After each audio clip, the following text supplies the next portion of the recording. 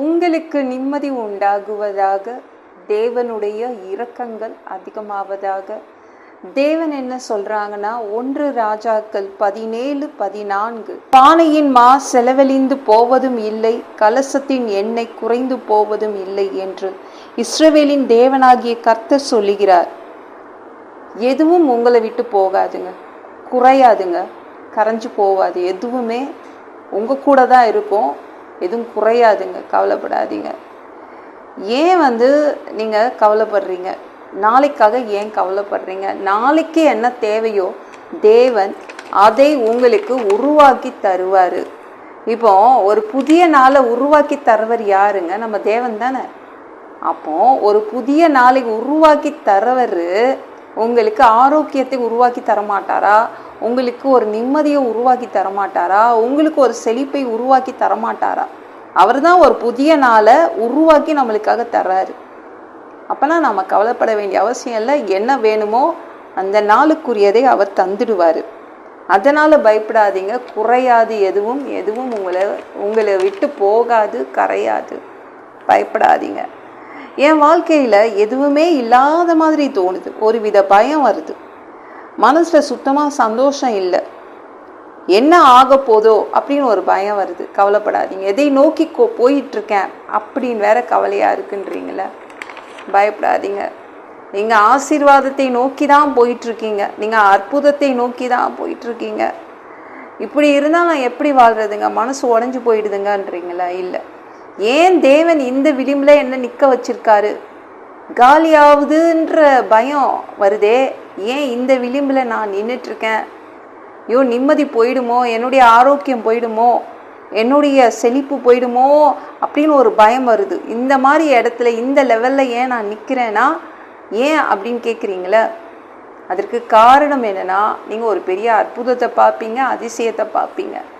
ஒரு பெரிய ஆசீர்வாதம் உங்களுக்காக வைக்கப்பட்டிருக்கிறது. அதனால தான் தேவன் காத்துட்ருக்காரு. இந்த இடத்துல வர்ற வரைக்கும் காத்துட்ருக்காரு. நீங்கள் வந்த உடனே கொடுக்கறதுக்காக. அன்றைக்கு மட்டும் அந்த விதவையின் வீட்டில் அந்த பானையில் மாவு ஃபுல்லாக இருந்துருந்துச்சுன்னா அற்புதம் நடந்திருக்காது, அதிசயம் நடந்திருக்காது. அவளுடைய வீட்டில் கலசத்தில் எண்ணெய் ஃபுல்லாக இருந்திருந்தால் அவளுக்கு அற்புதம் நடந்திருக்காது, அதிசயம் நடந்திருக்காது. அவ்வளோ பெரிய ஆசீர்வாதத்தை அவள் பார்த்துருக்க மாட்டா. இப்போ புரியுதா எதற்காக இந்த இடத்துல உங்களை நிற்க வச்சிருக்காருன்னு? நீங்கள் தேவனுடைய அற்புதத்தை பார்க்கணும், தேவனுடைய மகிமையை பார்க்கணும், அவர் யாருன்னு நீங்கள் உணரணும்காக தான் இந்த இடத்துல உங்களை உட்கார வச்சிருக்காரு. பயப்படாதீங்க. இந்த இடம் தேவன் உங்களுக்காக எடுத்துட்டு நீங்கள் தேவனை அறிஞ்சிக்கணும்னுக்காக தான் அங்கே நிற்க வச்சிருக்காரு. பயப்படாதீங்க. ஒன்றும் ஆகாதுங்க. இந்த வீடியோ பிடிச்சிருந்துச்சுன்னா மற்றவங்களுக்கும் ஷேர் பண்ண மறக்காதீங்க. கர்த்தர் தாமே உங்களை ஆசீர்வதிப்பாராக. ஜெபம் பண்ணலாமா? அன்பு பிதாவே, உங்கள் பிள்ளைங்க உங்கள் பாதத்தில் வந்திருக்காங்கப்பா. சாமி, இரக்கம் செய்யுங்க, இறங்குங்க அப்பா. உங்கள் பிள்ளைங்களுக்கு எதுவும் குறையாது, கரையாது. நீங்கள் அற்புதம் செய்து கொடுத்துருவீங்க. பெரிய ஆசீர்வாதத்தை பார்ப்பாங்க.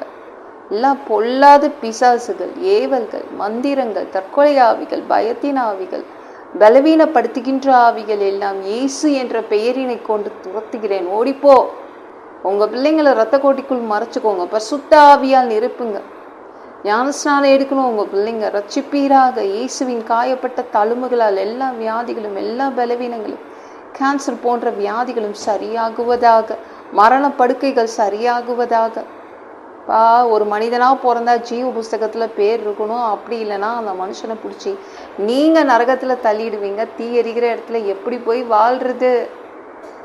பரலோகத்துக்கு வர்றதுக்கு ஆசைப்படுறோம். அடித்து உதச்சி திருத்தி எங்களை பரலோகத்துக்கு அனுப்பிடுங்க. கழுவப்படாத பாவங்கள் எங்ககிட்ட இருந்துச்சுன்னா உங்கள் திரு ரத்தத்தை கொண்டு கழுவி எங்களை பரலோகத்துக்கே அனுப்பிடுங்க. எந்த ஒரு இமை பொழுது நீங்கள் வருவீங்கன்னு காத்துட்ருக்கோம்ப்பா. இயேசுவை வணங்கி காத்துட்ருக்கோம்.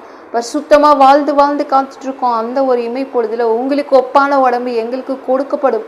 அதை பெற்றுக்கொண்டு மத்திய வானத்தில் உங்களை சந்திக்க வருவோம். அந்த தருணத்தை நாங்கள் இழந்துடக்கூடாதுப்பா. நன்றி அப்பா. சாமி, 1000 வருடம் அரசாட்சியை பார்க்க ஆசைப்படுறோம். 7 வருடம் அந்திகிறிஸ்து ஆட்சியில் விட்டுட்டு போயிடாதீங்க. பிசாசு நடத்தும் ஆட்சியில் விட்டுட்டு போயிடாதீங்க. எல்லாவற்றையும் ஒப்பு கொடுக்குறேன். இயேசுவின் மூலம் ஜெபம் கேளும் பிதாவே, ஆமென். நாளைக்கு பார்க்கலாம்.